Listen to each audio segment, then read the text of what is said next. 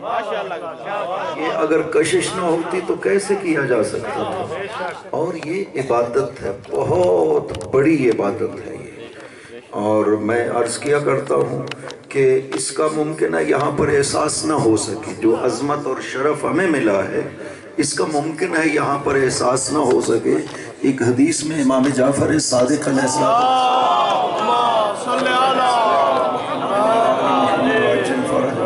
ابو بصیر سے ارشاد فرمایا تھا، جب ابو بصیر نے آ کر کے عرض کیا کہ یا ابن رسول اللہ میں فقیر ہوں، مدد چاہیے، پیسے چاہیے، فرمایا تمہارے پاس ایک بڑی قیمتی چیز ہے۔ اس نے کہا نہیں مولا کچھ بھی نہیں ہے۔ فرمایا تمہارے دل میں محبت بابا علی کی پائی جاتی ہے؟ اس نے کہا جی محبت تو پائی جاتی ہے۔ فرمایا اگر خداوند عظیم تمہیں پوری دنیا اور اس دنیا میں جو کچھ ہے وہ سب کچھ عطا کر دے، اس کے بدلے میں ایک لحظے کے لیے محبت علی کہے چھوڑ دو تو چھوڑ دو گے؟ اس نے کہا نہیں مولا قطعاً نہیں چھوڑوں گا۔ فرمایا دیکھو نا یہ کتنی قیمتی ہے کہ اس کے ایک لحظے کے برابر پوری دنیا بھی قرار نہیں پا سکتی۔ کیا قدر و قیمت ہے اس کی۔ اور فرمایا کہ ممکن ہے ابو بصیر تمہیں اس دنیا میں احساس نہ ہو اس عظمت کا، تمہیں پتہ چلے گا جب قبر میں پہنچو گے۔ اس نے پوچھا یا ابن رسول اللہ کیا پتہ چلے گا قبر میں؟ آپ خاموش رہے۔ ابو بصیر کے ساتھ جو افراد بیٹھے ہوئے تھے انہوں نے ابو بصیر کو ایسے ایسے ہاتھ اشارے کر رہے تھے کہ پوچھو حضرت سے پوچھو۔ پھر ابو بصیر نے پوچھا یا ابن رسول اللہ قبر میں کیسے احساس ہوگا؟ فرمایا جب تمہیں قبر میں رکھا جائے گا نا، سر کی طرف ہوں گے رسول خدا اور سامنے ہوں گے مولا علی۔ مولا علی ارشاد فرمائیں گے یا مومن انا علی ابن ابی طالب الذی کنت تحبہ، میں وہ علی ہوں جس سے تم محبت کرتے تھے۔ لا حزن علیک ولا خوف، آج نہ تم پر کوئی غم ہے نہ حزن ہے نہ خوف ہے۔ آج علی مولا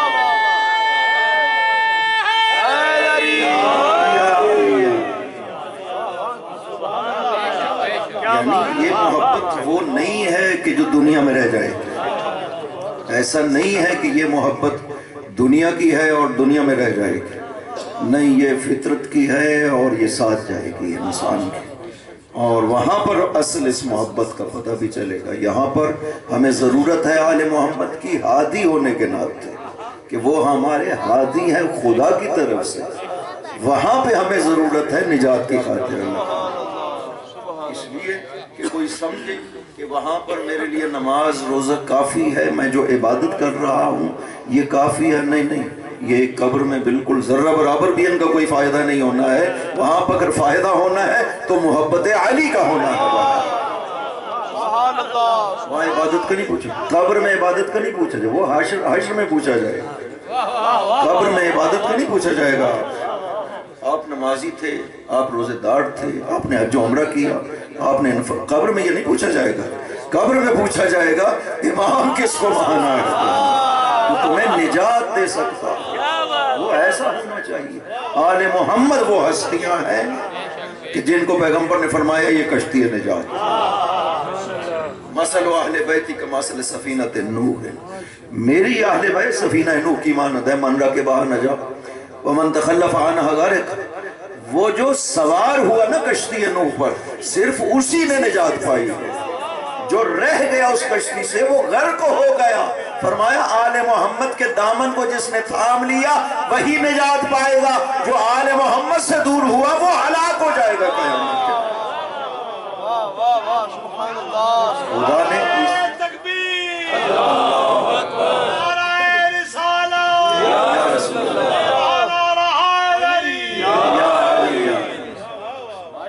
خدا نے اس لیے آل محمد کو بھیجا ہے، وہ آخر عام انسانوں کے ہم سب تو بنا کر کے نہیں بھیجے کہ جیسے عام لوگوں کو تکلیف دی گئی تم نماز پڑھو روز، آل محمد بھی اسی طرح سے مکلف بنا کر کے بھیجے گئے، تمہاری ذمہ داری بھی ہے نماز رو، انہیں حکم دیا جاتا اقیموا الصلاۃ، نماز قائم کرو، آتوا الزکوٰۃ، زکوٰۃ تو نہیں، یہ نہیں کہا اوحینا الیہم فعل الخیرات و اقام الصلاۃ و ایتاء الزکوٰۃ، ہم نے ان کی فطرت میں قرار دیا ہے نیکیوں کو۔ یہ فرق ہے عام لوگوں میں اور ان میں، خدا کہتا ہے ہم نے ان کی فطرت قرار دی ہے، نیکیوں کو انجام دینا، نماز قائم کرنا، زکوٰۃ ادا کرنا، جب ان کی فطرت میں ہے تو اس کا مطلب ہے کہ وہ کبھی بھی مخالفت نہیں کر سکتے۔ عام انسان مخالفت کرتے ہیں، خدا کا امر بجا لانے میں سستی کرتے ہیں، محرمات کا ارتکاب کرتے ہیں۔ آل محمد ایسا نہیں کر سکتے، اس لیے کہ خدا نے ہم میں اور ان میں فرق یہی رکھا ہے، کہتا ہے میں نے ان کی فطرت میں قرار دیا ہے۔ ہمیں کہتا ہے اقیم الصلاۃ، نماز کو قائم کرو، ان کے لیے کہتا ہے میں نے ان کی فطرت میں قرار دیا۔ ہمارے ہادی اس لیے قرار دیا کہ آپ اور وہ ایک جیسے نہیں ہے اس کائنات میں، آپ اور خدا کے بیچ میں انہیں واسطہ بنا کر کے بھیجا ہے خدا بندے، نہیں ہے کہ وہ آپ کی سطح کے برابر بنا کر کے بھیجے گئے کائنات۔ خدا جو قرآن میں فرما رہا ہے یا ایھا الذین آمنوا اتقوا اللہ وَكُونُوا مَعَ الصَّادِقِينَ، اے ایمان والو آپ پر واجب ہے تقوی الہی اختیار کرنا، اور واجب ہے صادقین کی ہمراہی میں رہنا۔ مومنین کو خطاب کر رہا ہے، اس کا مطلب ہے کہ وہ گروہ وہ جنہیں خدا صادقین کہہ رہا ہے وہ اس لیے نہیں ہے کہ وہ عام مؤمنین کے برابر قرار پائیں، بلکہ مؤمنین کو حکم دیا گیا ہے بارگاہ خدا میں مقبول بننا چاہتے ہو تو حزب آل محمد میں شامل ہونا پڑے گا تمہیں۔ خدا نے پہچان ذکر کر دی، کونوا مع الصادقین، صادقین کی ہمراہی میں رہنا، صادقین کے راستے پہ رہنا۔ ایسے خدا وصف بیان کرتا ہے آل محمد کی پہچان کے لیے کہ جس کا کوئی اور دعویٰ نہیں کر سکتا کائنات میں۔ نام کا کوئی بھی دعویٰ کر سکتا ہے، فلاں کا نام بھی علی تھا، فلاں کا نام بھی حسن و حسین تھا، نام کا کوئی بھی دعویٰ کر سکتا ہے۔ خدا نے ایسے وصف ذکر کر دیے کہ ان کا کوئی دعویٰ نہیں کر سکتا ہے۔ خدا نے فرمایا وَيَقُولُ الَّذِينَ كَفَرُوا لَسْتَ مُرْسَلًا قُلْ كَفَىٰ بِاللَّهِ شَهِيدًا بَيْنِي وَبَيْنَكُمْ وَمَنْ عِندَهُ عِلْمُ الْكِتَابِ، پیغمبر ان سے کہہ دیجیے میری رسالت پر گواہ دو موجود ہیں، ایک اللہ ہے، دوسرا وہ جس کے پاس پوری کتاب کا علم ہے۔ یہ خدا نے ایسا وصف مولا علی کا ذکر کیا ہے کہ کسی نے آج تک یہ دعویٰ نہیں کیا ہے کہ میں ہوں وہ جس کے پاس علم الکتاب۔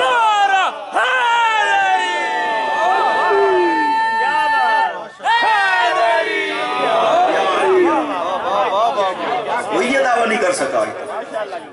خدا نے کہا کونوا مع الصادقین، ایسی پہچان بتا دی ہے کہ آج تک کسی نے دعویٰ نہیں کیا کہ ہم وہ صادق ہیں۔ کیوں؟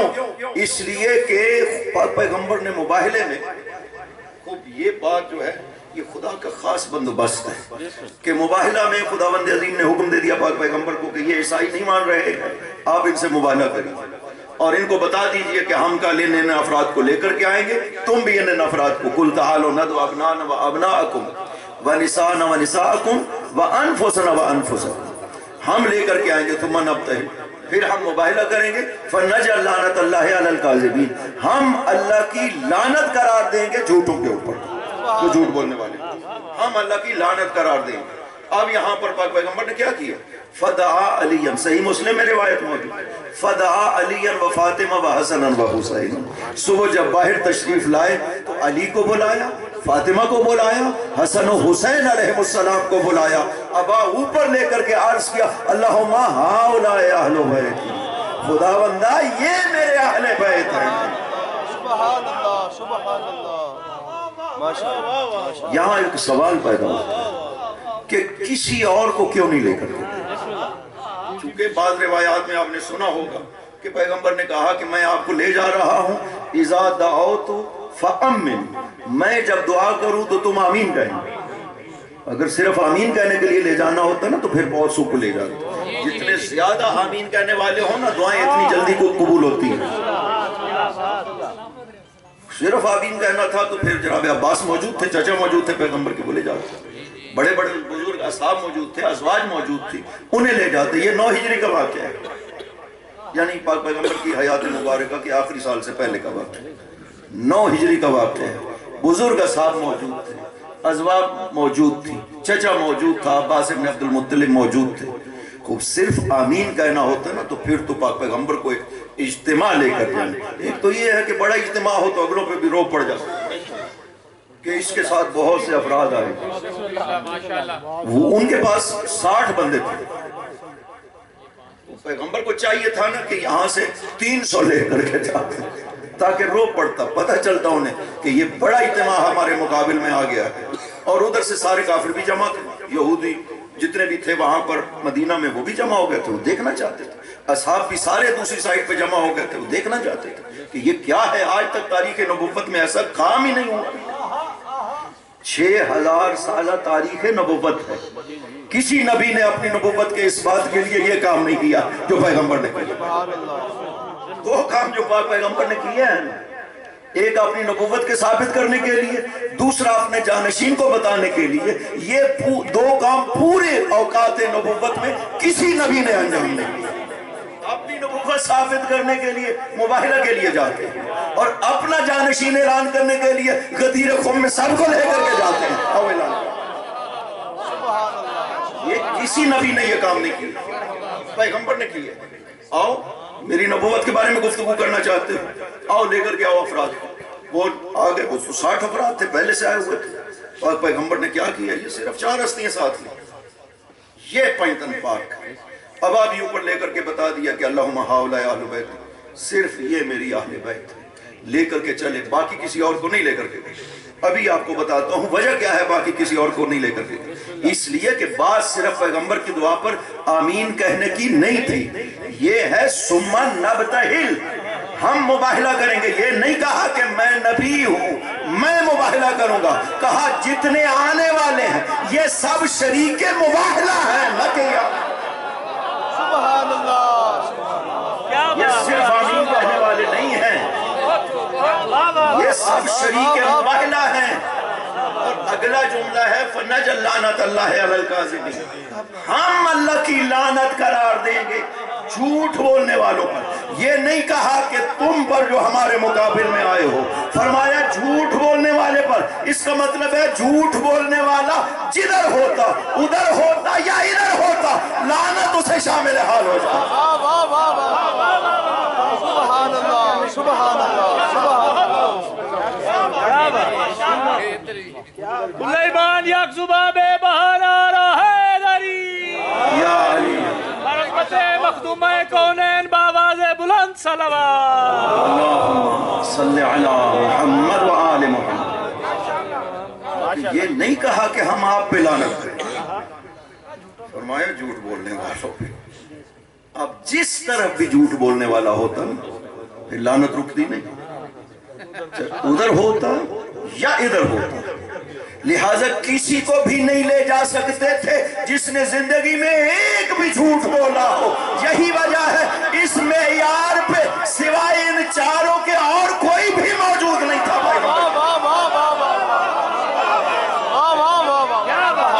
سبحان اللہ، سبحان اللہ، اللہ اکبر.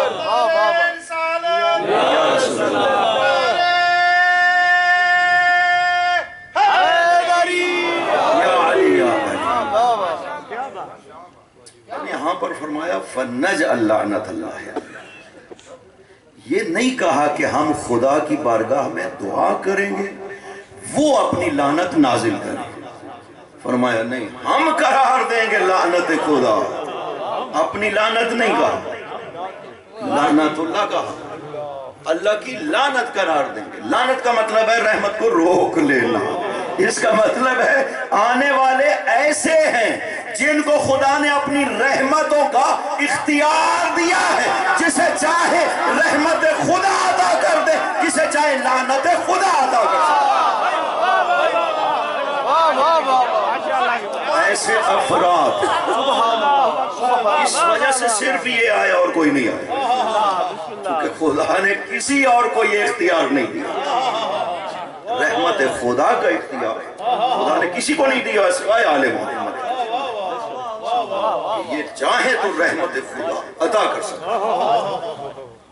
اور یہاں پتہ چلتا ہے کہ نبی تو گئے کہ وہ نبی پاک، 3 ہستیاں جو امام تھیں وہ بھی گئے. سمجھ آتا ہے کہ مسئلہ نبوت و رسالت کا تھا، نبی ہونے چاہیے.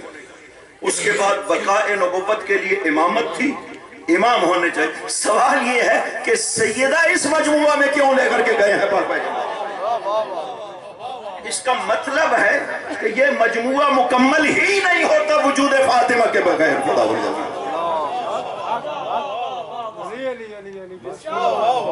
یہاں سیدہ کی عظمت کا پتہ چلتا کہ کہیں پر بھی پاک پیغمبر اور علی کا ذکر ہوا ہے، سیدہ کا ذکر ہمراہ ہوا. حالانکہ یہاں تو کوئی منصب بھی نہیں ہے، رسالت و نبوت ہے، امامت ہے، وہ تو سیدہ کو حاصل نہیں ہے. لیکن کیا وجہ ہے؟ ولایت جو سیدہ کی ہے نا، جو مقام ولایت ہے، وہ برابر کا حاصل ہے سیدہ سلام اللہ علیہ. سبحان اللہ. یہ عظمت مقام ولایت ہے سیدہ کا کہ ائمہ طاہرین اس ہستی کے سامنے سر جھکاتے ہوئے نظر آتے ہیں. خدا ہے ائمہ طاہرین. قبلہ کاظمی صاحب فرما رہے ہیں، یہ حدیث ہے جو منسوب ہے امام حسن عسکری علیہ السلام کی طرف. اللہم صلی علی محمد. فرمایا نحن حجج اللہ علی الخلق وجدتنا فاطمہ حجت اللہ علیہ. ہم اللہ کی حجت ہے مخلوق پر، اور ہماری جدہ ہم پر ہماری خدا کی طرف سے حجت قرار دی گئی ہے. حدیث کی سند شند کوئی نہیں، حدیث ہماری معتبر حدیثی کتابوں میں موجود نہیں، لیکن اس کا متن جو ہے نا، جو مفہوم وہ 100% صحیح ثابت ہے. چونکہ ائمت حجت الہی ہے اس کائنات کے اوپر، پوری کائنات کے اوپر. سیدہ سلام اللہ علیہ ائمہ طاہرین پر حجت ہے اس لیے کہ ائمہ اپنے علم کا ذریعہ مصحف فاطمہ کو ذکر کیا کرتے ہیں. کئی دفعہ امام ایک حکم بیان کرتے ہیں، آگے سے شخص پوچھتا ہے ابن رسول اللہ من اینا، یہ کہاں سے آپ فرما رہے ہیں؟ کہا فی مصحف جدتنا فاطمہ، یہ ہماری جدہ فاطمہ کے پاس. امام حسن علیہ السلام کی اولاد میں سے ایک شخص جو ہے وہ دعویٰ امامت کرتا ہے، جو چھٹے امام کے دور میں. حضرت نے اسے پیغام بھیجا، فرمایا اگر تم سچے ہو نا کہ تم امام ہو تو اپنی جدہ کے مصحف میں اپنا نام تو دکھاؤ. اور یہ حجیت ہے سیدہ کی کہ امام وہی ہے جس کا نام مصحف فاطمہ میں مذکور ہے.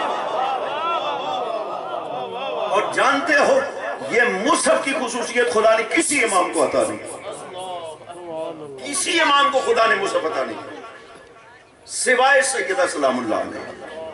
مولا امیر کا جو مصحف ہے نا، مصحف علی جسے کہتے ہیں، وہ یہی قرآن ہے. اس کو مولا امیر نے پاک پیغمبر کے بعد جو وصیت دی تھی حضور پاک کی کہ میرے بعد گھر سے نہ نکلنا جب تک قرآن کو نزول کے مطابق جمع نہ کر دیں. چونکہ نزول تو صرف علی جانتے تھے کہ کون سی آیت کب نازل ہوئی، کہاں پر، کس کے بارے میں، یہ صرف علی جانتے تھے اور کوئی نہیں جانتا تھا.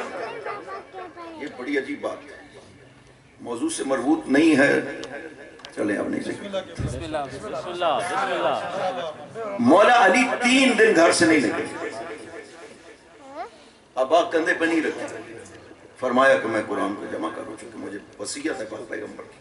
قرآن کو ترتیب نزول کے مطابق جمع کیا، اس میں شان نزول لکھے، کون سی آیت کس کے بارے میں نازل ہے، جمع کر کے لے گئے کہ یہ میں نے قرآن جمع کیا وصیت ہے پیغمبر کے مطابق. انہوں نے کہا کہ نہیں، ہمیں آپ کے قرآن کی ضرورت نہیں. فرمایا آج کے بعد اسے کوئی نہیں دیکھ سکے گا. یہ ائمہ کی خصوصیت بن گیا کہ یہ سوائے ائمہ کے پھر کسی نے نہیں دیکھا مصحف علی کا. یہ ہے مصحف امیر المومنین، یہی قرآن ہے. لیکن جو سیدہ کا مصحف ہے، خدا نے 3 مرحلوں میں مصحف سیدہ کے اوپر نازل کیا. پہلے مرحلہ میں مصحف کا ایک حصہ خدا نے جبرائیل کے ذریعے سے سیدہ کے لیے بھیجا. دوسرا حصہ مصحف کا پاک پیغمبر لکھواتے رہے، علی لکھتے رہے، یہ فاطمہ کے لیے تھا. یہ دوسرا حصہ مصحف سیدہ کا ہے. تیسرا حصہ مصحف سیدہ کا وہ ہے کہ بعد شہادت پیغمبر جبرائیل آتے تھے، سیدہ سلام اللہ علیہ کو بیان کرتے تھے خدا کی طرف سے، اور مولا علی اسے لکھا کرتے تھے. چھٹے امام ارشاد فرماتے ہیں کہ مصحف جدہ میں اس قرآن میں سے ایک لفظ بھی نہیں پایا جاتا ہے، اور قیامت تک کے آنے والے حالات مصحف سیدہ میں موجود. یہی وجہ ہے کتنی مرتبہ امام نے فرمایا کہ یہ میری جدہ کے مصحف میں موجود ہے. یہ علامت امامت بھی ہے اور دلیل علم امامت بھی ہے. یہ عظمت ہے نا کہ ایک ہستی امام نہیں ہے لیکن امام اپنے علم کی دلیل اس کے مصحف کو قرار دے رہے ہیں۔ سیدہ کا حجت ہونا ائمہ پر یہ مسلمات میں سے ہے۔ اب حجت ہونے کا مطلب کیا ہے؟ اس کا مطلب ہے کہ جتنا فرق ہے ہم میں اور ائمہ طاہرین میں نا عظمت کا، اتنا ہی فرق ہے ائمہ میں اور سیدہ میں عظمت کا۔ ایسے نہیں کوئی ہستی حجت بن جاتا۔ اللہم صلی علی محمد وآل محمد وعجل فرجہ۔ کوئی ہستی ایسے حجت نہیں بنتی ہے۔ ائمہ طاہرین کو جو کائنات پر حجت قرار دیا گیا ہے، کتنی عظمتیں ان کے وجود میں قرار دی، تب خدا نے کہا کہ یہ حجت ہے پوری کائنات۔ یعنی وہ عظمتیں اس ذات میں ہونی چاہیے جو حجت خدا بن رہا ہے پوری کائنات کے۔ تو بتائیے نا کہ سیدہ کے وجود میں کتنی عظمتیں جمع ہونی چاہیے کہ 11 اماموں پر خداوند عظیم اسے حجت بنا رہا ہے۔ یہ ایک ایک امام کی عظمت اگر دیکھیں نا، کون کون سی ہستیاں موجود ہیں۔ حسن و حسین علیہ السلام پاؤں چومتے تھے اپنی ماں کا، اور پاؤں چوم کر کے بھی فخر محسوس کرتے تھے۔ اور یہ ہستی وہ ہے کہ جس کے رشتے پہ ہر ایک نے فخر کیا۔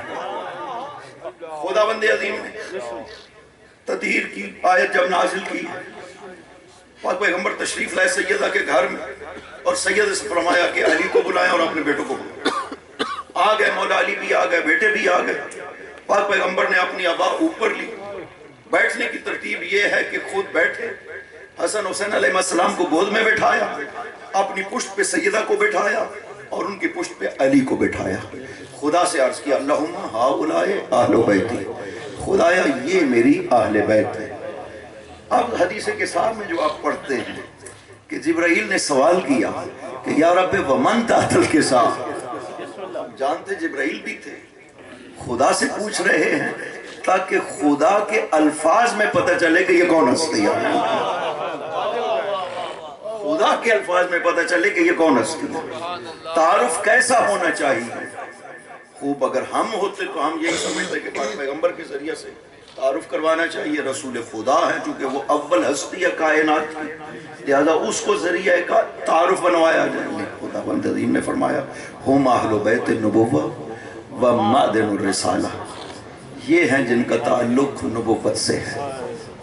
یہ نہیں کہا کہ یہ نبی کے تعلق دار ہیں۔ اگر کہتے ہیں نبی کے تعلق دار ہیں تو پھر تو بہت سے لوگ ہیں جو نبی کے تعلق دار ہیں۔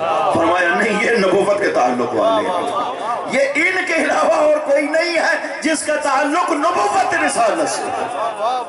وہ صرف یہ ہے جن کا تعلق نبوت سے۔ معدن اور رسالت ان کے گھر سے پھوٹی۔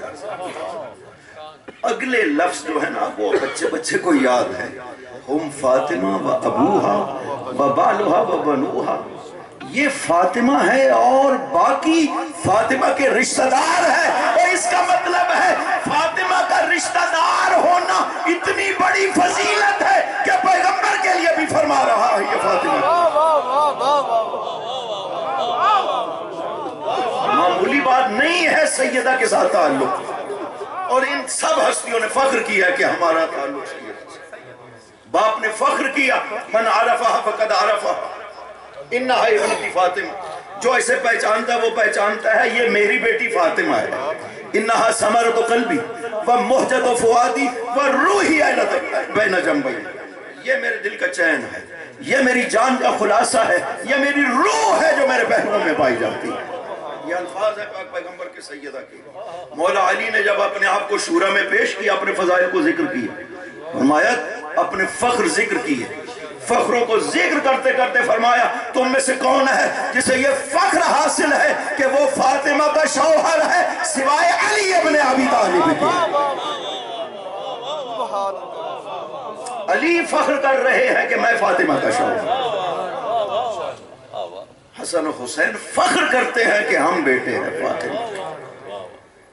اور یہ عظمت یہ ہے کہ یہ بڑی بڑی ہستیاں فخر کرتی ہیں کہ ہمارا تعلق فاطمہ سے، لہٰذا خدا نے بھی نام نہیں لیا، اگر نام لیتا تو سب نام مقدس ہے اور اسی کی عطا کرتا۔ یہ سارے نام جو وہاں پر تھے سب کے سب خدا نے ہی تو عطا کیے تھے، اور ہر ایک میں عظمت انتہا کی تھی۔ رسالت ہے تو انتہا کی، نبوت ہے تو انتہا کی، سید الوسیین ہے، سید شباب اہل الجنہ، سب ہستیاں بہت عظمت کے مالک تھی، لیکن خداوند عظیم نے مرکز جو قرار دیا نا ان ہستیوں کے لیے، وہ سیدہ کے وجود مقدس کو ہے۔ یہ فاتحہ برائے خوشنودی ایمان سیدہ زہرا بلندتر صلوات آل محمد وعجل فرج۔ عموماً خواتین کے نام نہیں لیے جاتے، قرآن کی روش بھی نہیں ہے، اسلام کی روش بھی نہیں ہے۔ آپ دیکھیے نا قرآن کریم میں کتنی نبیوں کی ماؤں کے نام لیے گئے، کوئی نہیں لیے۔ حضرت مریم کا لیا گیا ہے تو کوئی 23 مرتبہ لگ بھگ خدا نے حضرت مریم کا نام نہیں۔ وہ قرآن جو کسی نبی کی ماں کا نام نہیں لیتا ہے لیکن حضرت مریم کا 23 مرتبہ لیتا ہے، وجہ کیونکہ ذات مریم میں خصوصیت تھی۔ باقی جو مائیں ہیں نا نبیوں کی، ان کی ذات کی خصوصیت نہیں، وہ نبی کی ماں ہے۔ یہ جو ہستی ہے نا اس کی ذات میں خصوصیت پائی جاتی ہے، اس لیے نام لیا گیا ہے۔ اور سیدہ پاک کا یہاں پر خدا نام لے رہا ہے، جو عورتوں کے نام لیتا نہیں ہے۔ نام لیا ہے تو صرف سیدہ کا لیا ہے، باقی کسی عظیم کا نہیں لیا۔ اس کا مطلب ہے سیدہ کی ذات میں ایسی خصوصیات ہے کہ خدا نہ نام محمد و علی لیتا ہے، نہ نام حسن و حسین لیتا ہے، ان میں لیتا ہے تو نام فاطمہ زہرا لیتا ہے۔ عصمت صدیقۃ الکبریٰ باواز بلند صلوات آل محمد وعجل۔ صرف سیدہ کا نام لیا ہے، اور جو معاشرہ اگر پڑھا لکھوں کا ہو نا ان میں سے کسی ایک کا نام لینا بڑا مشکل ہوتا ہے۔ سب جو پڑھے لکھے ہیں بھئی ایک بیچ میں یہ پڑھا لکھا نہیں، جب سب پڑھے لکھے ہیں تو ایک میں بیچ میں کیسے نام لیا جا سکتا ہے کہ یہ دوسروں سے ممتاز ہے؟ نہیں، وہ بھی اتنے ہی پڑھے لکھے ہیں جتنا یہ ہے، کیسے نام لیا جا سکتا ہے؟ اور جانتے ہو اس مجموعے میں کتنی بڑی ہستیاں موجود ہیں، ان کے سامنے نہ آدم کا نام لیا جا سکتا، نہ نوح کا لیا جا سکتا، نہ ابراہیم جیسی ہستی کا لیا جا سکتا، نہ موسیٰ عیسیٰ کا لیا۔ پیغمبر جو موجود ہیں، پیغمبر کے سامنے کسی اور کا نام نہیں لیا جا سکتا۔ اس مجموعہ میں نام لینا اور وہ بھی ایک خاتون کا، اس کی عظمتوں کا ثبوت ہے یہاں پر۔ سبحان اللہ، کیا بات! نعرہ تکبیر، نعرہ رسالت، نعرہ حیدری۔ اور یہ صرف لفظوں کا اظہار نہیں ہے کہ اس جگہ پہ ہم کہیں کہ جی بیوی کا نام چونکہ لفظ میں اس طرح سے لے لیا ہے، نہیں، یہ حقیقت و واقعیت ہے۔ چونکہ جنت میں وہاں حقائق کا اظہار ہے، وہاں لفظوں کا نہیں ہے مسئلہ۔ آدم و حوا جب جنت میں داخل ہوئے تو تبخترا بڑے ٹہل کے چل رہے تھے۔ آدم نے کہا کہ لگتا ہے کہ ہم سے افضل کوئی نہیں ہے، خدا نے ہمیں پہلے ملائکہ کو سجدہ کروایا پھر ہمیں جنت میں جگہ دی۔ خداوند عظیم نے جب ان کے یہ خیالات سنے تو جبرائیل سے ارشاد فرمایا جبرائیل جاؤ نا آدم و حوا کو لے جاؤ اور انہیں دکھاؤ وہ ہستیاں جن کی وجہ سے ہم نے آدم کو بھی پیدا کیا۔ آئے جبرائیل اور فرمایا کہ نہیں آدم یہ جو تم سوچ رہے ہو نا ایسا نہیں ہے، اور میں تمہیں دکھاتا ہوں، زیارت کرواتا ہوں۔ لے کر کے گئے جنت الفردوس میں، وہ محل کھولا اور اس محل میں جب داخل ہوئے آدم و حوا اور نظر پڑی سامنے ایک تخت ہے نور کا اور اس کے اوپر ایک مستور تشریف فرما ہے نورانی، علی رأس تاج، سر پہ تاج ہے، گلے میں گول بند ہے اور کانوں میں گوشوارے ہیں۔ آدم نے پوچھا یہ کون ہے جبرائیل؟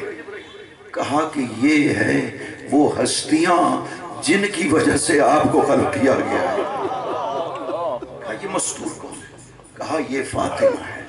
یہ جو سر پہ تاج ہے نا یہ بابا کی ترجمانی ہے، یہ جو گلے میں گلو بند ہے نا یہ شوہر کی ترجمانی ہے، یہ جو کانوں میں گوشوارے ہیں نا یہ بیٹوں کی ترجمانی ہے۔ وہاں لفظ نہیں ہے، وہاں حقیقت کا اظہار ہے۔ اس کا مطلب ہے سیدہ جو مرکز و محور ہے وہ حقیقت کے لحاظ سے ہے، صرف لفظوں کے لحاظ سے نہیں ہے،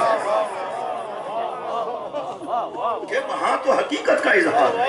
خداوند عظیم نے وہاں پہ بھی مرکزیت سیدہ کو عطا کی۔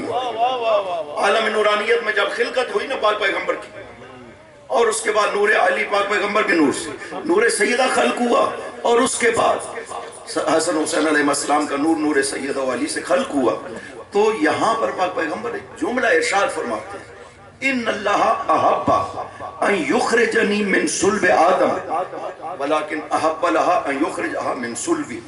خداوند عظیم نے میرے لیے بھی یہ چاہا ہے کہ مجھے میں دنیا میں بھیجنا ہے نا تو صلب آدم کے ذریعے سے بھیجنا ہے، لیکن میری بیٹی کے لیے یہ نہیں چاہا کہ وہ کسی نبی کی صلب میں جائے، وہ بلا واسطہ شجرہ طوبہ سے میری صلب میں منتقل ہوا ہے نور ذات۔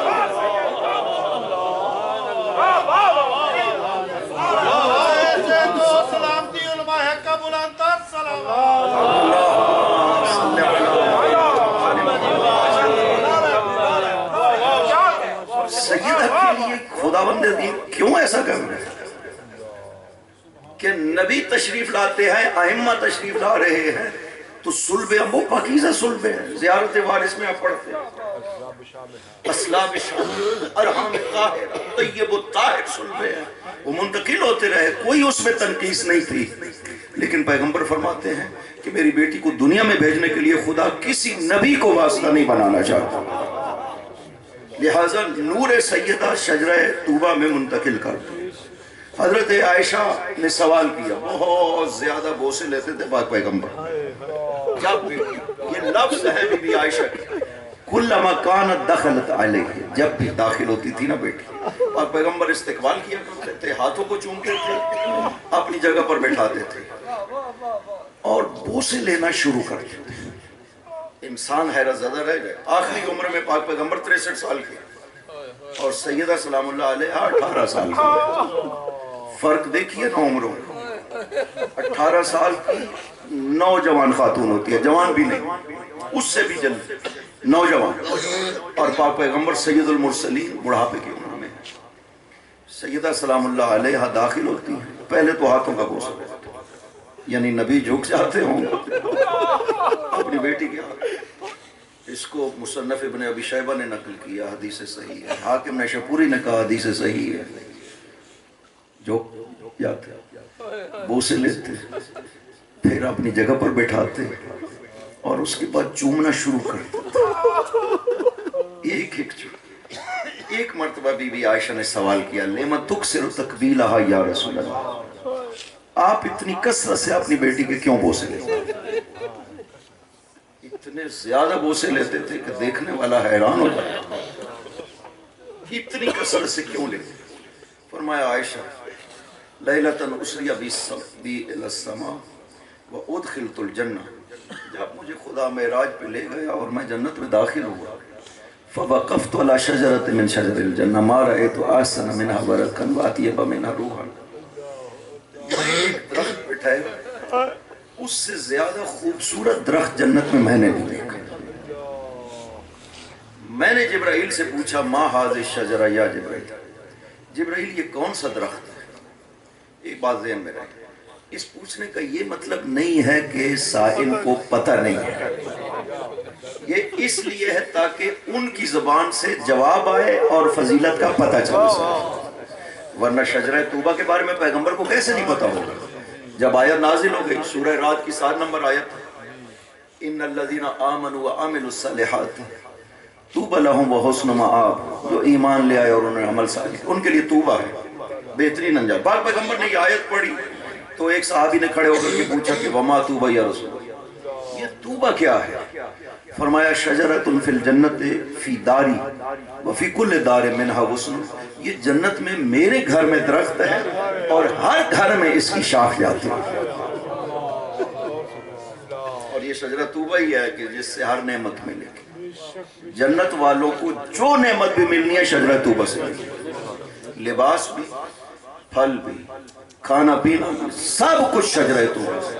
اور یہ 4 نہریں سورہ محمد میں خدا نے ارشاد فرمائی، یہ بھی شجرہ طوبہ کے نیچے سے نکلتی ہے، یعنی جنت کی ہر نعمت شجرہ طوبہ سے۔ جب پاک پیغمبر نے یہ فرمایا کہ یہ میرے گھر میں جنت میں درخت ہے، تو ایک اور صحابی دوسرے حضرت عمر کھڑے ہو گئے، انہوں نے کہا کہ یا رسول اللہ ابھی چند دن پہلے تو آپ سے پوچھا تھا تو آپ نے فرمایا تھا شجرۃ فی الجنہ فی دار علی، کہ یہ جنت میں درخت ہے علی کے گھر میں، آج کہہ رہے ہیں میرے گھر میں۔ فرمایا اس لیے کہ ان داری و دار علی فی الجنت واحدۃ، اس لیے کہ میرا گھر اور علی کا گھر جنت میں ایک ہی تو ہے۔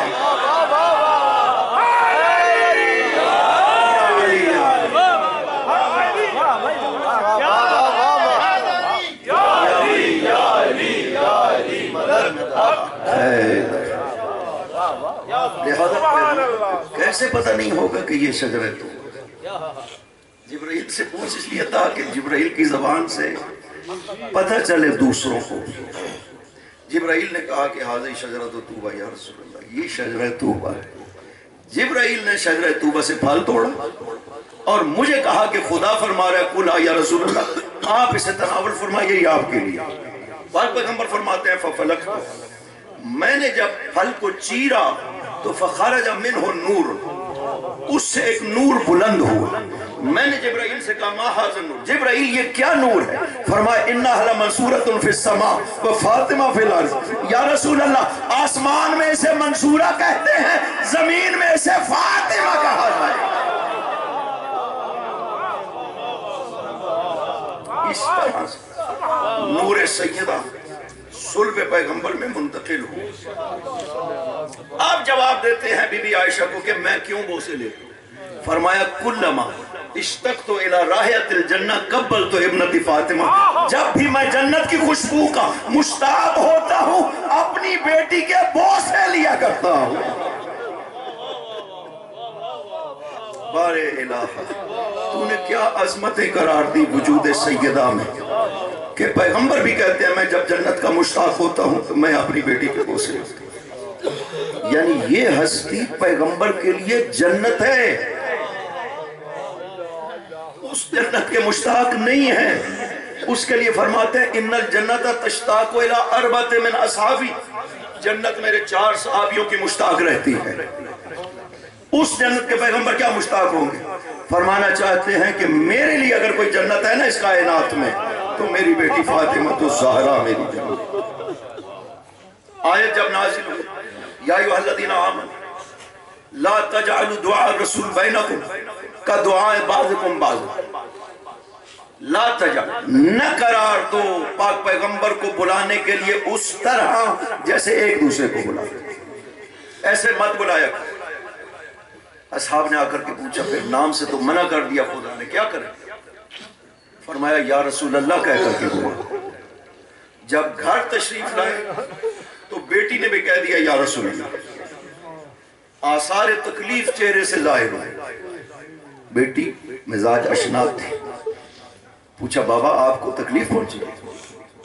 فرمایا بیٹی اس طرح کیوں نہیں بلایا جیسے پہلے بلایا کرتے، یا ابا بابا کہہ کر کے کیوں نہیں بلایا؟ فرمایا بابا وہ آیت جو نازل ہو، فرمایا نہیں فاطمہ یہ آیت آپ کے اور آپ کی ذریت کے لیے نازل نہیں ہوئی۔ اب سنیے جملہ جو پیغمبر نے فرمایا قولو کہ یا ابا احی للقلب و ارض للرب، بیٹی جب مجھے آپ بابا کہتی ہے نا تو میرے دل کو زندگی ملتی ہے، رب راضی ہوتا ہے۔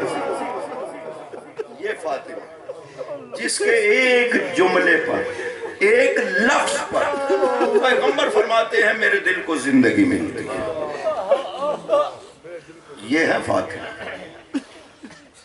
پاک پیغمبر شدید ترین محبت کرتے تھے اپنی اس بیٹی سے، لہذا جب مدینہ سے باہر جانا ہوتا تھا سب سے آخر جس سے رخصت ہوتے تھے نا وہ بیٹی تھی، اور جب واپس آتے تھے تو سب سے پہلے بیٹی سے، یعنی وہ جو تھوڑی دیر کی بھی جدائی تھی نا وہ بھی برداشت نہیں کر سکتے تھے۔ 9 ماہ مسلسل دروازہ سیدہ پہ کھڑے ہوئے آیت تطہیر کی تلاوت کیا کرتے تھے، السلام علیکم یا اہل بیت النبوہ، سلام کیا کرتے تھے، اجازت لیتے تھے اندر جانے کی۔ بیٹی نے پوچھا دروازے کے پیچھے سے کہ بابا البیت بیتک والبنت بنتک، بابا یہ آپ کا گھر ہے، میں آپ کی بیٹی ہوں، آپ کیوں اجازت لیتے ہیں؟ فرمایا ان اللہ امرنی، بیٹی مجھے خدا کا حکم۔ دروازہ سیدہ پیغمبر جیسی ہستی کہتی ہے مجھے خدا کا حکم۔ جانتے پوری کائنات کا مختار خدا نے پیغمبر کو قرار دیا، جو چاہے فیصلہ کرے اس کائنات، پیغمبر کو اس طرح قرار دیا خدا۔ لیکن جانتے ہو اپنی بیٹی کا اختیار نہیں دیا خدا نے پیغمبر کو۔ نکاح کے لیے لوگ آ رہے ہیں، رشتہ مانگ رہے ہیں، فرمایا انتظر امر السما، یہ میرا اختیار نہیں ہے، میں خدا کے امر کا انتظار کر رہا ہوں۔ عجیب ہے، وہ جو پوری کائنات کا مختار ہے اپنی بیٹی کے لیے کہتا نہیں میرا اختیار ہی نہیں۔ اس کا مطلب ہے فاطمہ وہ ہستی ہے جس کا معاملہ خدا کے سپرد ہے۔ پیغمبر جیسی ہستی بھی کہتی ہے کہ نہیں میرا اختیار ہے، شادی کا کیا فیصلہ کرنا ہے خدا نے کرنا، میرا اختیار نہیں۔ لہٰذا خدا کی طرف سے یہ پیغام آ گیا کہ میں نے شادی کر دی آسمان پر، زمین پر آپ شادی کر دیجئے، زوج النور بالنور، نور کی نور کے ساتھ شادی کر دیجئے، میں نے آسمان پر کر دی۔ آسمان پر جو شادی ہوئی ہے انشاءاللہ ولادت کی مجلس ہونا، پھر بیان کیا جائے اس منظر کو پورے کو کہ وہاں پر وکیل سیدہ کی طرف سے خدا خود بنتا ہے، مولا کی طرف سے وکیل جبرائیل کو بناتا ہے خدا بناتا ہے، سیدہ کی طرف سے وکیل خود بنتا ہے خدا بناتا ہے، یعنی ایجاب کا صیغہ خدا خود ارشاد فرماتا ہے، خطبہ نکاح خداوند عظیم خود ارشاد فرماتا ہے۔ یہ معاملہ ہے سیدہ کا سلام اللہ علیہ۔ یہی وجہ ہے کہ عظمت سیدہ کا محشر میں پتہ چلے جب پاک پیغمبر نے یہ بیان کیا کہ قیامت کے دن لوگوں کو برائے نہ کھڑا کیا، کفن گر جائیں گے اور کوئی کسی کو نہیں دیکھے گا، ہر نفس نفسی عجیب منظر ہوگا قیامت کا، کوئی کسی کو نہیں دیکھ سکے، اپنے نفس میں ہر کوئی مشغول ہوگا۔ گھر تشریف لائے تو سیدہ غمگین، پوچھا بیٹی آپ کیوں غمگین؟ فرمایا بابا آپ نے جو فرمایا نا وہ منظر اس سے مجھے تکلیف۔ فرمایا نہیں بیٹی یہ آپ کے لیے کہاں ہے، آپ کو تو جب محشر میں کھڑا کرنا ہوگا اٹھانا ہوگا، خدا جبرائیل کو بھیجے گا، جبرائیل آپ کی قبر پر 7 گنبد نور قائم کرے، اس کے بعد میکائیل اسرافیل آئیں گے، لباس جنت آپ کو پہنایا جائے گا، ذوقائیل فرشتہ جنت کا ناکہ لائے گا، بیٹی آپ کو سوار کیا جائے گا، جب آپ کی سواری چلے گی تو ہوا آئیں گی 70,000 حوروں کے ساتھ آپ کے استقبال کی، پھر مریم آئیں گی 70,000 فرشتوں کے ساتھ، پھر ماں خدیجہ آئے گی، پھر آسیہ آئے گی، یہ آپ کے دائیں بائیں علم تسبیح ان کے ہاتھوں میں ہوں گے، یہ آپ کی سواری کے دائیں بائیں چل رہی ہوں گی۔ جب آپ محشر میں داخل ہونے لگیں گی ینادی مناد من بطنان العرش، منادی عرش کے اندر سے ندا دے یا اہل معاشر غضوا ابصارکم ونکسوا رؤوسکم حتی تجوز فاطمہ بنت محمد۔ او محشر والے اپنی آنکھوں کو بند کر لو، سروں کو جھکا لو، فاطمہ محشر میں آ رہی ہے۔ نبی فرماتے ہیں میں ابراہیم اور آپ کے شوہر ان 3 کو چھوڑ کر کے ہر ایک آنکھیں بند کر کے سر جھکا لے گا۔ جب سواری پہنچے گی عرش الہی کے مقابل سیدہ کھڑی ہو جائے گی، خدا کی آواز آئے گی یا حبیبتی وابنۃ حبیبی، اور میری حبیبہ زہرا میرے حبیب کی بیٹی، آپ جنت تشریف لے جائیں، یہ جنت کے دروازے کھلے ہوئے، سیدہ عرض کرے گی کہ یا حکم یا عدل احکم بینی و بین من ظلم بینی و من قتل ذریت، اے حکم کرنے والے، اے عدالت کرنے والے خدا، آج فیصلہ فرمائیے میرے بیچ میں اور ان کے بیچ میں جنہوں نے مجھ پر ظلم کیا۔ یہ پہلی بات۔ दूसरा सवाल खुदा से करें, अरिनी अल हसन वल हुसैन, खुदा बंदा मुझे हसन हुसैन तो दिखा। हसन हुसैन महशर में दाखिल होंगे, हाल ये होगा कि इमाम हुसैन का सर कटा होगा, गर्दन से खून जारी होगा। ये मंजर जब माँ देखेगी न चीखे मार करके रो पड़ेगा, नबी रो पड़ेगा, अहले माशर रो पड़ेगा। सैयदा का रोना मामूली बात नहीं। ये हस्ती जन्नत में जाने के बाद चीखे मारती है अपने बेटे पर। छठे इमाम ने अबू बसीर से इरशाद फरमाया, अबू बसीर, जब मजलूम की माँ जन्नत में चीखे मारती है तो जहन्नुम की आग के शोले भड़कने लगते हैं, फरिश्ते इस आग को काबू करते हैं, दुनिया को जलाना है। समंदरों के आग में तो पानी में तो यानी आ जाती है, फरिश्ते रोकते हैं वरना मौजे दुनिया को गर्क कर दी। एक सवाल किया, अबू बसीर, अला तुस्इदु फातिमा, क्या तुम फातिमा की मदद नहीं करोगे? पूछा, मौला मैं कैसे फातिमा को मदद कर सकता? फरमाया, तुम जब हुसैन पर रोते हो ना तो माँ को बड़ी ढारस बनती है। अजीजों, हर उस जगह जाती है जहां जहां पर हुसैन की कोई भी अलामत मौजूद है।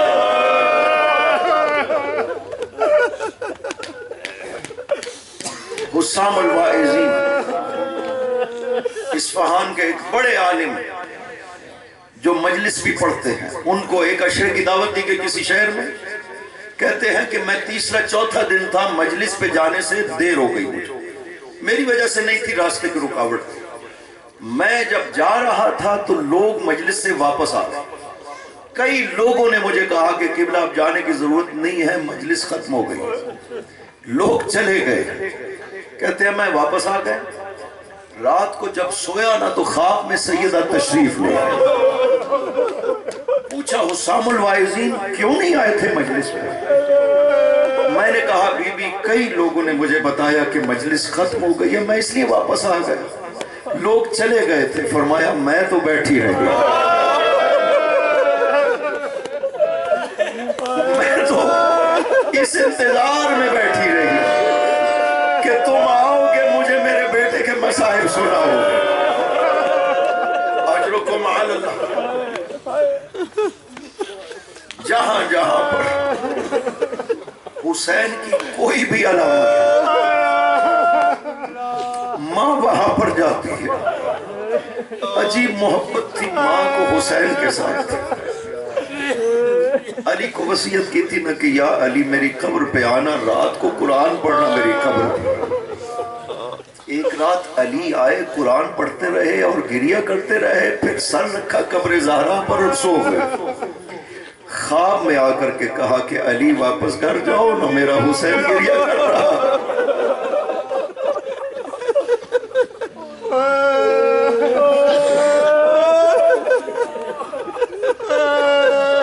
हुसैन 6 साल की उम्र थी जब माँ दुनिया से चली गई। क्या मुसीबतें माँ ने दुनिया में देखी। छठे इमाम फरमाते हैं, अल-बकाउन खमसतुन, 5 हस्तियां इस कायनात में बहुत रोई हैं। आदम रोए, याकूब रोए, यूसुफ, और इस उम्मत से सैयदुस साजिदीन रोए। नबी रोए हैं 40-40 साल, सैयदुस साजिदीन रोए हैं 34.5 साल। और 5वीं हस्ती जो बहुत रोई है ना, वो है फातिमा बिन्त मोहम्मद, नबी की बेटी। लेकिन जानते हो मुसलमानों, नबी की बेटी कितना रोई थी? या 75 दिन रोई है या 95 दिन रोई है। बार बार कहती थी, बाबा सुब्बत अलैया मसाइब लौ अन्नहा सुब्बत अलैया मिसरना लयाली। बाबा मुझ पर इतनी मुसीबत है, अगर दिनों पे आती तो स्याह रातों में बदल जाती। और सिर्फ दुनिया में रहती रही तो रोई नहीं है, बल्कि दुनिया से जाने के बाद जन्नत में भी रोती है, और हर उस जगह जाकर रोती है जहां पर बेटे की कोई निशानी मौजूद है। اجرکم علی اللہ۔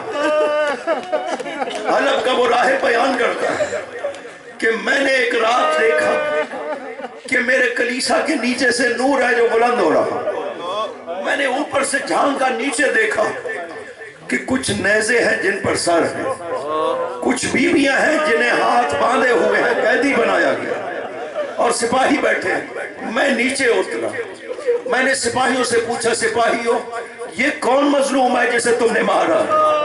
یہ بیویاں کون ہے جسے قیدی بنایا؟ انہوں نے کہا کہ یہ یزید کا باغی تھا، مارا گیا، اس کی بہنوں بیٹیوں کو قیدی بنا کر ہم شام لے جا رہے ہیں۔ راہب کہتا میں نے ایک سر کو دیکھا جس سے نور بلند ہو رہا تھا، میں نے کہا تھا سپاہیوں یہ سر اس رات کے لیے مجھے دے دو، نہیں دے رہے تھے۔ میرے پاس 10,000 درہم تھا، میں نے ان کو دیے اور سر مظلوم لیا، لے آیا، آ کر کے دھویا سر مظلوم کو، تشت میں رکھا اور دو زانو سامنے بیٹھ گیا، کہتا میں جانتا ہوں کہ تو ولی خدا، کلمنی مجھ سے بات کرو، مجھے بتاؤ کون ہو، کیسے مارے گئے؟ سر کے لب ہلے، فرمایا انا الحسین ابن فاطمہ بنت محمد، میں نبی کی بیٹی فاطمہ کا بیٹا حسین ہوں، مجھے کربلا میں پیاسا مارا گیا، میری بہنوں کے پردوں کو لوٹا گیا، خیموں کو جلایا گیا، انہیں قیدی بنایا گیا، یہ مصائب سنا رہے ہیں اور راہب رو رہا ہے۔ راہب نے کہا حسین محشر کے دن اپنے نانا کے حضور میری شفاعت کرو، فرمایا تم کلمہ پڑھو میں تمہاری شفاعت کروں۔ راہب نے کلمہ پڑھا، باتیں کرتا رہا، سر رکھا اور سو گیا۔ کہتا میں نے خواب میں دیکھا کہ میرے کلیسا میں آسمان سے نور سے عماریاں اتر رہی ہیں، ایک عماری اتری، اس سے ایک بزرگ نکلے، ہاتف کی آواز آئی ہے آدم نبی خدا، دوسری عماری اتری، نوح آئے، ابراہیم آئے، موسیٰ آئے، ایک اور عماری آئی، اس سے ایک بزرگ ہستی اتری جس کی کمر جھکی ہوئی ہے، ہاتف نے آواز دی یہ مظلوم کا نانا محمد ہے۔ اس کے بعد آخر میں ایک عماری اتری جس سے کالے برقع والی ایک بی بی آئی، قدم باہر رکھا، زمین پر گر گئی، ہاتف نے آواز دی یہ مظلوم کی ماں فاطمہ الزہرا ہے، ایک قدم اٹھاتی تھی زمین پر گر جاتی تھی، نبی آگے بڑھے، بیٹی کا ہاتھ پکڑا، لے کر کے گئے وہاں پر جہاں پر مظلوم کا سر رکھا ہوا تھا، ماں نے اپنے آپ کو سر حسین پر گرایا، مرثیہ پڑھنا شروع کیا، بنیا قتلوا کا تشانہ، اور میرے حسین تجھے پیاسا مارا گئے۔ اجرکم علی اللہ۔ دو ہستیاں تھی جو حسین کے لیے اس طرح زمین پر گرتی رہی، ایک ماں جب قدم اٹھاتی تھی تو زمین پر گر جاتی تھی، دوسری ہستی کربلا میں او حسین کی بہن، جب بڑی دیر ہو گئی کہ زینب نے حسین کی آواز نہ سنی تو سپاہی بیان کرتا ہے میں نے دیکھا کہ ایک بی بی خیمہ سے باہر آئی، اور جب علی کی بیٹی نے قدم باہر رکھا تو زمین پر گر گئی، ایک قدم اٹھاتی تھی زمین پر گر جاتی تھی، آئی دلہ زینبیہ پر، عجیب منظر دیکھا کہ حسین زمین کربلا پر لیٹا ہوا ہے، وَالشِّمْرُ جَالِسٌ عَلَىٰ صَدْرِهِ، شمر کے ہاتھ میں خنجر ہے اور حسین کے گلے کو کاٹ رہا ہے۔ علی کی بیٹی نے بڑی کوشش کی اپنے بھائی کو بچانے کی، کبھی سپاہیوں کو آواز دی، کبھی عمر ابن سعد کو آواز دی، جب دیکھا کہ میں اپنے حسین کو بچا نہ پائی، ہاتھوں کو سر پہ رکھا، مدینہ کی طرف رخ کیا، آواز دی نانا آئیے میرا حسین مارا گیا۔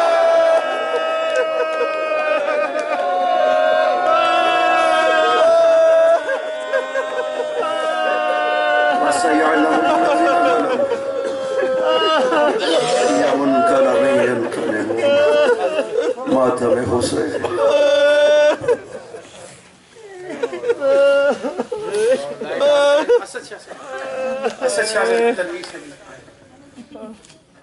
بس 2 منٹ ماتم داری ہو یا زہرا یا زہرا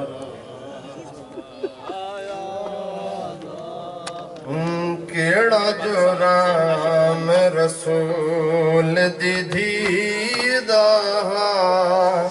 کیوں زہرا قتل کرائیں گے کیڑا جرام رسول دی دھی دا کیوں زہرا قتل کرائیں گے نا سنگ بابے دے دفن تھیں بکیاں دے وچ دفنائی گئی اوہی کہتی ہائی پاک پیغمبر دی جڑی روندی ٹور گئے دنیا تو ایک تھی ہائی پاک پیغمبر دی جڑی روندی